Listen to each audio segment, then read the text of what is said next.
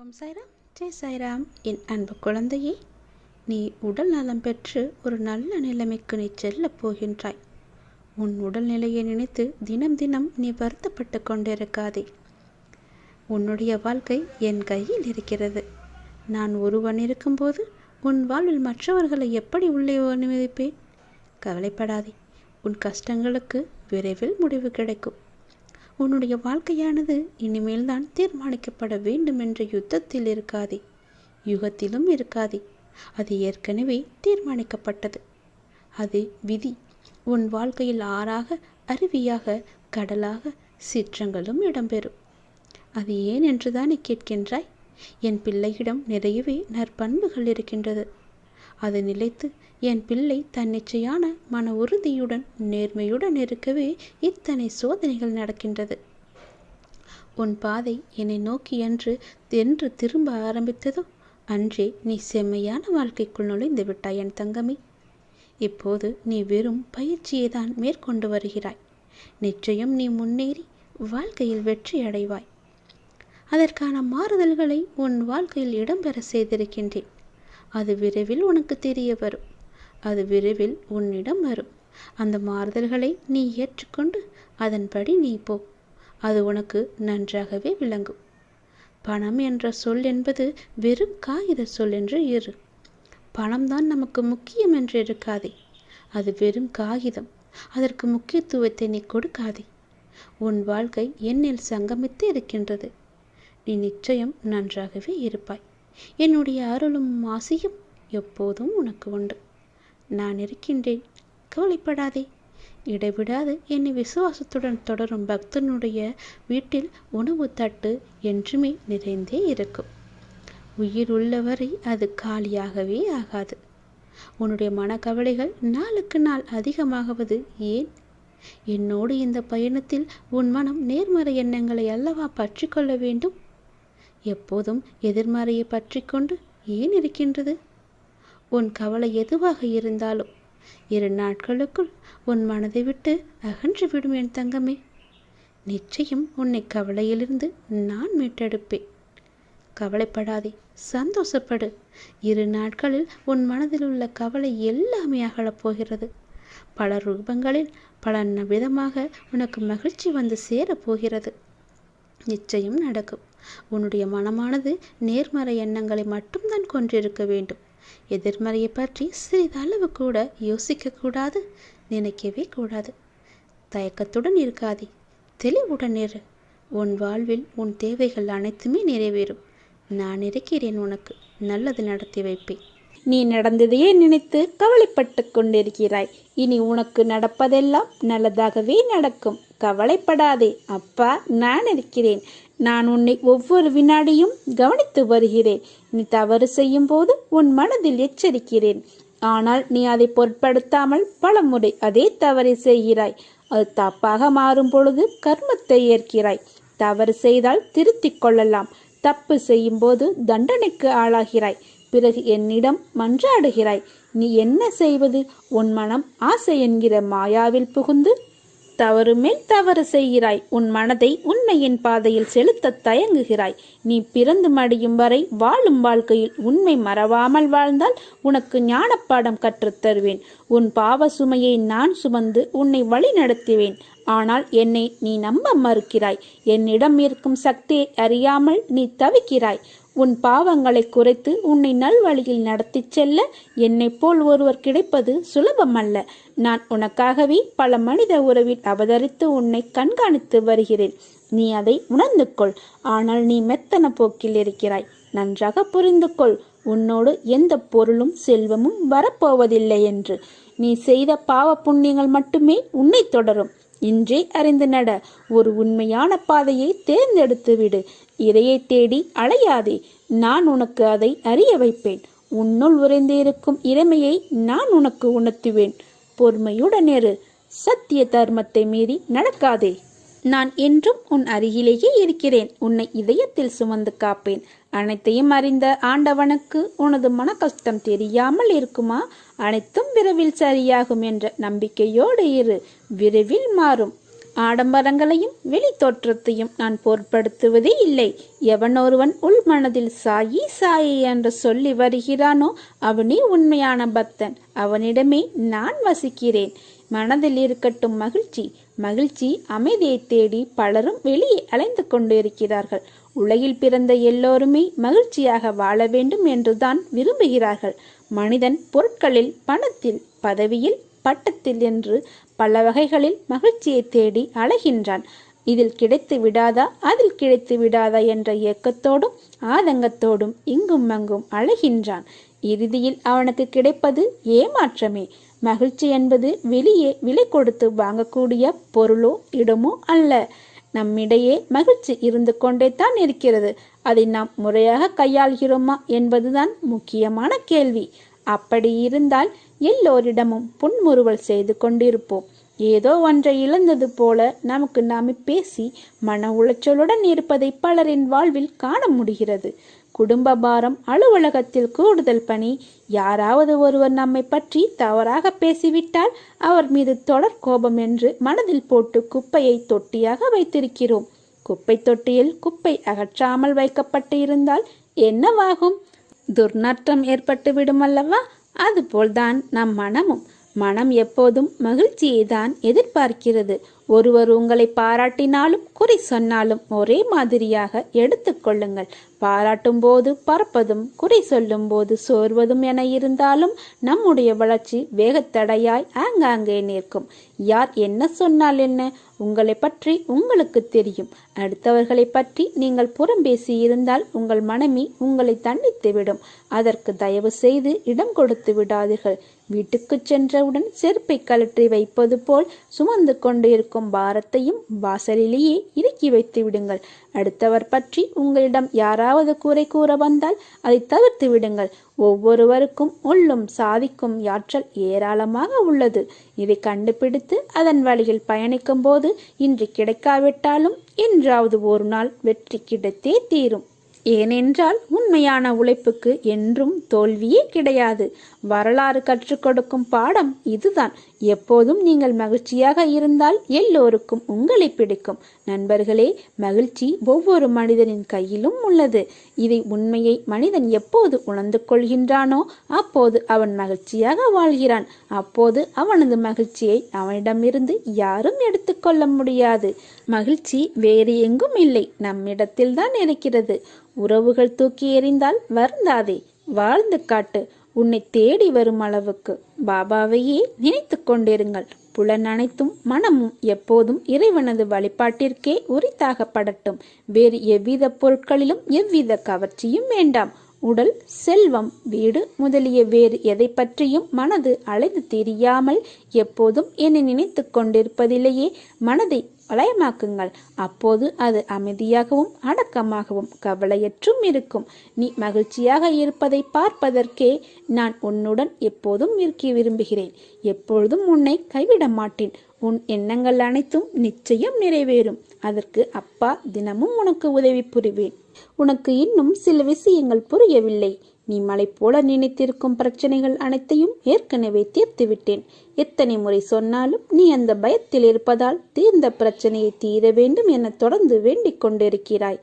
பிரச்சனை என்று வந்துவிட்டால் ஒரே அடியாக பயந்து விடுகிறாய். இதை இப்போதே விட்டுவிடு. இனி வரப்போவதெல்லாம் உனக்கு வசந்த காலங்கள் மட்டுமே. வாழ்வில் எதையெல்லாம் நீ நிரந்தரம் என நினைத்து கொண்டிருந்தாயோ அவை நிதர்சனம் இல்லாத பொய்கள் என்பதை புரிந்து கொள்ளவே சோதனைகள் தரப்பட்டன. யாரை நம்பி நீ உன்னுடைய உடைமைகளை கொடுத்தாயோ அவர்கள் உண்மை இல்லாதவர்கள் என்பதை உணர்த்தவே பிரச்சனையில் உன்னை சிக்க வைத்தேன். யாரை எதிர்பார்த்திருந்தாயோ அவர்கள் உனக்கு நன்மை இல்லை என உணர்த்தவே அவர்களின் சுயரூபத்தை உனக்கு வெளிப்படுத்தினேன்.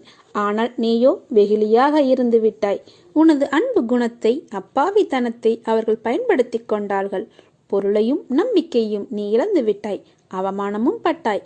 அந்த கெட்ட காலங்களை நினைத்து பார்க்க வேண்டாம். அந்த காலங்கள் மாறிவிட்டன. இனி வருவதெல்லாம் வசந்த காலங்களே. சோர்ந்து போயிருந்த உன்னை தேற்றி இதோ நான் உனது வலது கையை பிடித்து தூக்கி நிறுத்தினேன். நான் உன்னை தாங்கிக் கொண்டிருக்கிறேன் என்பதை உணர்த்துவதற்காக பல முறை உன் கோரிக்கைகளை நிறைவேற்றி தந்தேன். கஷ்டமான நேரங்களிலெல்லாம் உன் உடன் இருந்து உன்னை காப்பாற்றினேன். நீ அழைத்த நேரத்திலெல்லாம் உனக்கு பதில் குரல் கொடுத்தேன். இதையெல்லாம் நான் எதற்காக செய்தேன்? நீ எப்போதும் ஆனந்தமாக இருக்க வேண்டும் என்பதற்காகவே செய்தேன். ஆனந்தம் மன மகிழ்ச்சியாக இருக்கும்போது அல்லவா வருகிறது? மன மகிழ்ச்சி எப்போது வருகிறது?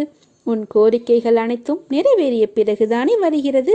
நீயோ நான் முடித்துவிட்ட பிரச்சனைகளை இன்னும் முடியவில்லை என தவறுதலாக புரிந்து கொண்டு துக்கத்தில் இருக்கிறாய். கர்ம வினைகள் தொலைந்தன என அதை தூக்கி உன் மனதிலிருந்து எரிந்துவிடு. மனிதனாக பிறந்தால் எல்லாவற்றையும் அனுபவித்துத்தான் தீர வேண்டியிருக்கிறது. நீ ஆனந்தமாக இருக்கும்போது உனக்குள் தைரியம் பிறக்கும், தன்னம்பிக்கை பிறக்கும், எதையும் சாதிக்கலாம் என்ற உற்சாகம் பிறக்கும். உன் வேண்டுதலெல்லாம் பலிக்கும். உனக்கு எல்லா சூழ்நிலைகளிலும் துணை நிற்பேன். என் வார்த்தைகள் மீது நம்பிக்கை வைத்து செயல்படு. எண்ணங்கள் என்ற வலையில் எல்லோரும் சிக்கிக்கொள்வது இயல்புதான். ஆனால் எண்ணங்கள் தான் உன் செயலின் வெளிப்பாடு என்ற உண்மையை மறவாதே. உன் எண்ணங்கள் நேர்மறையிலே கொண்டு வா, எல்லாம் சரியாகும். எதிர்மறையை தகர்த்துவிடு. உன் வாழ்க்கைக்கு நான் பொறுப்பு. வாழ்க்கையில் நிகழும் இன்பமோ துன்பமோ எல்லாம் எப்படி எடுத்துக்கொள்கிறோம் என்பதை பொறுத்துதான் வாழ்க்கையின் நினைவுகள் அமையும். துன்பம் என்று சொல்லிக்கொண்டே இருந்தால் விலகி விடுமா என்றால் இல்லை. அதனை அனுபவித்து எதிர்நோக்கி கடந்து வந்துதான் ஆக வேண்டும். எல்லாம் நீ எடுக்கும் மனப்பக்குவத்தில் தான் அமைந்துள்ளது. உன் இன்பமும் துன்பமும் அடிபட்டால் வலிக்கும் என்று தெரியும். அடிபட்டவுடன் நீ அழுகிறாய். உன் மனதில் வலிக்கிறது என்ற உணர்வு தோன்றவுடன் உன் கண் கலங்கும் அல்லவா? அதற்காக இனிமேல் எங்கேயும் செல்லக்கூடாது, நகரக்கூடாது. அப்போதுதானே அடிபடும் என்று யோசித்தால் வாழ முடியுமா? அதை போலவே தான் துன்பம் காயப்படுத்தும் என்று தெரியும். அது வலிக்கும் என்றும் தெரியும். அதை தைரியத்துடன் ஒரு முறைக்கு இருமுறை நிமிர்ந்து பார். அது உன்னை என்ன செய்கிறது என்று. மனம் தளராதே. உன்னால் முடியும் என்றே போராடு. துணிந்து நில். வெற்றி கனிகளை பறிப்பாய். என் மென்மையான கரங்களால் உன்னை வருடிக்கொண்டு உன் பக்கத்தில் தான் நான் உனக்காக இருக்கிறேன். நீ விரைவில் அனைத்து இன்பங்களையும் பெறுவாய். உன் வேண்டுதல் கேட்கப்பட்டது. அது நிறைவேறியே தீரும். உங்களின் மனம் என் நாமஸ்மரணத்திலேயே நிலைத்து நிற்கட்டும். வேறெந்த சிந்தனையும் இல்லாமல் என்னையே நினைத்து உபாசிக்கும் கர்ம யோகிகளுக்கு யோகசேமத்தை அளித்து என்னுடைய சத்திய பிரமணமாக கருதுகிறேன்.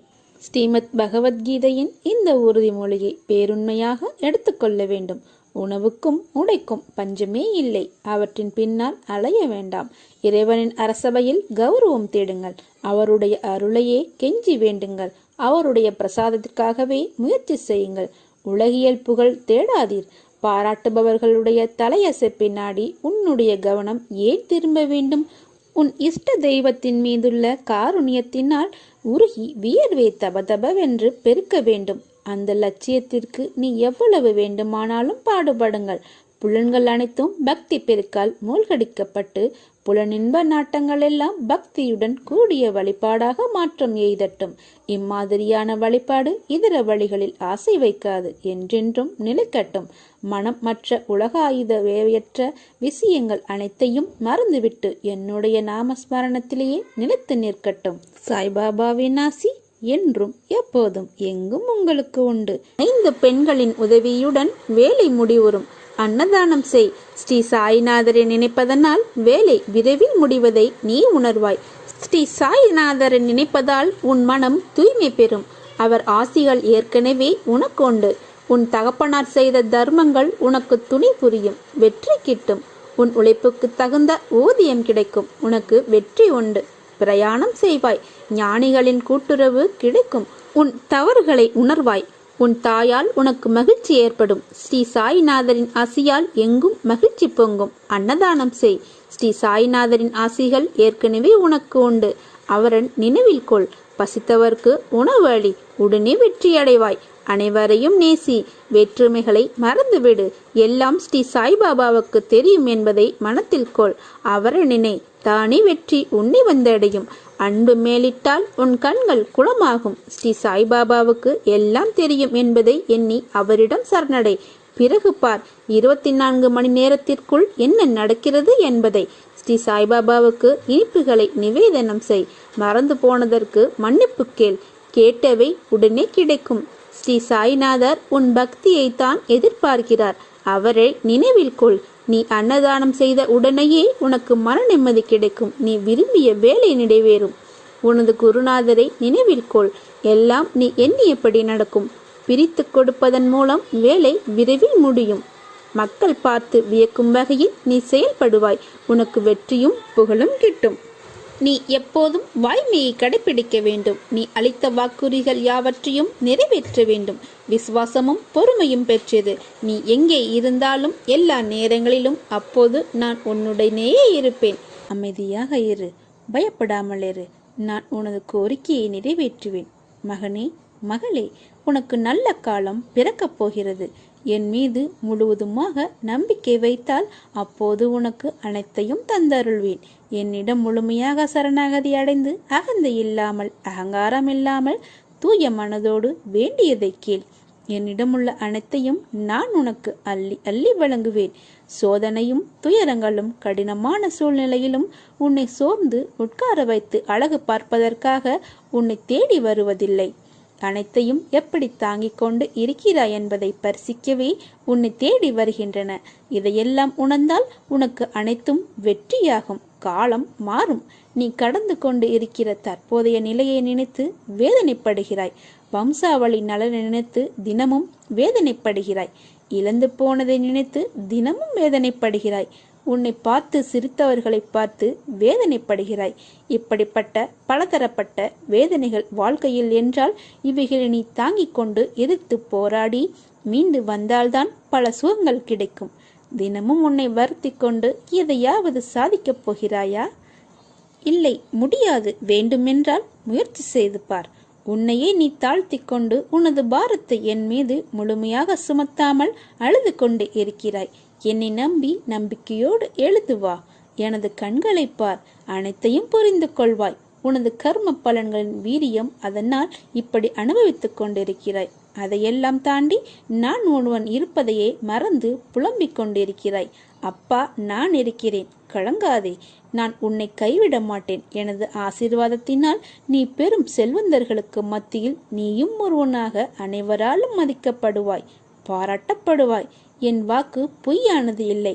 நீங்கள் எதிர்பார்த்து காத்திருக்கும் அனைத்தையும் நடத்தி காட்டுவேன். என்னை சரணாகதி அடைந்தால் நான் உன்னை பாதுகாப்பேன். பொறுமையாக இரு. அப்பா, நான் இருக்கிறேன், கவலைப்படாதே. நான் இருக்கிறேன். உன் கூடவே நான் இருக்கும்போது உன் கஷ்டத்தை நான் தாங்குவேன். உனக்கு தற்போது ஏற்பட்டுள்ள சூழ்நிலை நான் அனுமதித்ததுதான். இதன் மூலம் உன் வாழ்க்கையில் வேறு நல்லதை ஏற்படுத்தப் போகிறேன். நீ எந்த குழப்பமும் ஏற்படுத்திக்காதே. நான் உன்னை எந்த சூழ்நிலையிலிருந்தும் வெளியே கொண்டு வருவேன். உன் கஷ்டத்துக்கு நானே பொறுப்பேற்று உன்னை திருப்திப்படுத்துவேன். என்னையே நம்பியிருக்கும் உன்னை காப்பதே என் வேலை. உன் அப்பா நான் இருக்கும் வரை நான் உன்னை தாங்குவேன். எந்த சலனமும் வேண்டாம். யார் உன்னை புறக்கணித்தால் என்ன? இந்த பிரபஞ்சம் எப்போதும் உன்னை தன் அன்பால் கருணையால் அரவணைத்துக் கொண்டுள்ளது.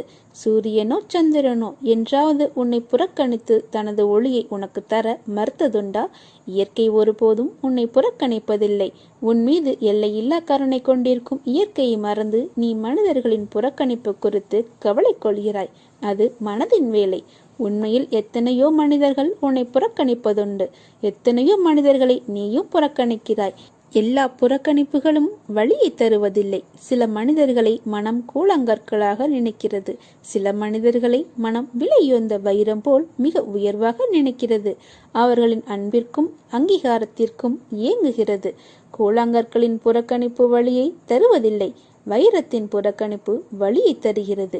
இது மனதின் உயர்வு தாழ்வு மனப்பான்மையினால் விளைவது. அதனால் பிறரை உயர்வாக கருதும் போது உன்னை நீயே தாழ்வாக கருதுகிறாய். பிறரை தாழ்வாக கருதும் போது உன்னை நீயே உயர்வாக கருதிக் கொள்கிறாய். உன்னை நீ தாழ்வாக கருதும் தருணத்தில் வரும் புறக்கணிப்பு வழியை தருகிறது.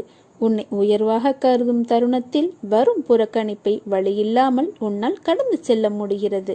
இவை அனைத்தும் உன் மனதின் கற்பனை நிலைப்பாடுகளேயன்றி உண்மையில் இயற்கையில் அத்தகைய உயர்வு தாழ்வு எதுவும் இல்லை. சிறு புல்லும் பெருஞ்சூரியனும் இயற்கையில் சமமாகவே உள்ளன. ஆக இப்போது உனக்கு தேவை சமநோக்கு பார்வை, தியானம் செய், இயற்கையை நேசி, வழிகள் மறையும். பாராட்டுக்காக இயங்கும் நேரத்தில் நீ எத்தனை பேரை பாராட்ட மறந்திருக்கிறாய் என்று எண்ணிப்பார். இது இயல்பே என எண்ணு. வேகமாக சென்று கொண்டிருக்கும் போது பார்க்கும் இயற்கை அழகை நின்று பார்க்க நேரம் இருப்பதில்லை. அதற்காக இயற்கை தம் அழகை குறைத்து கொள்வதில்லை. அது இயல்பாய் இருக்கிறது. அதுபோல் இயல்பாய் கடமையை செய். எல்லாம் மாறும் உன் மனம் மாறினாள். நீ எப்போதும் வாய்மையை கடைபிடிக்க வேண்டும். நீ அளித்த வாக்குறுதிகள் யாவற்றையும் நிறைவேற்ற வேண்டும். எத்தனை விஷயங்களை அதற்குள் புதைத்து கொண்டு நானும் சந்தோஷமாக இருக்கிறேன் என்று வெளியில் சிரித்த முகத்துடன் காட்சி கொடுக்க எவ்வளவு பிரயத்தனம் செய்கிறாய் என்பதை நான் மட்டுமே அறிவேன். என்னிடம் வந்து உட்கார். உன் மனக்குமரல்களை எல்லாம் என்னிடம் மட்டுமே. நான் சொல்வது புரிகிறதல்லவா? என்னிடம் மட்டுமே கொட்டு. உன் தாய் தந்தையாக நான் இருக்கும்போது நீ இப்படி சோர்ந்து போகக்கூடாது.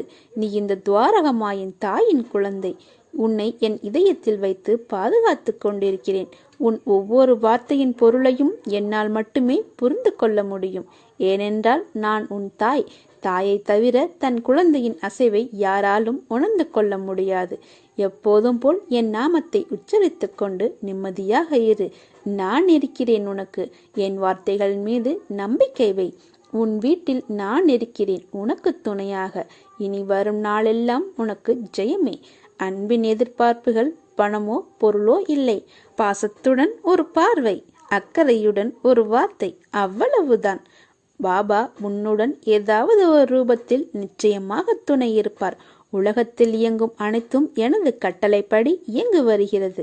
காற்று, நீர், நிலம், நெருப்பு, ஆகாயம், ஜீவராசிகள் இப்படி அனைத்தும் எனது விடியலுக்காகவும் அசைவுகளுக்காகவும் தினமும் எனக்காக காத்து கொண்டிருக்கிறது.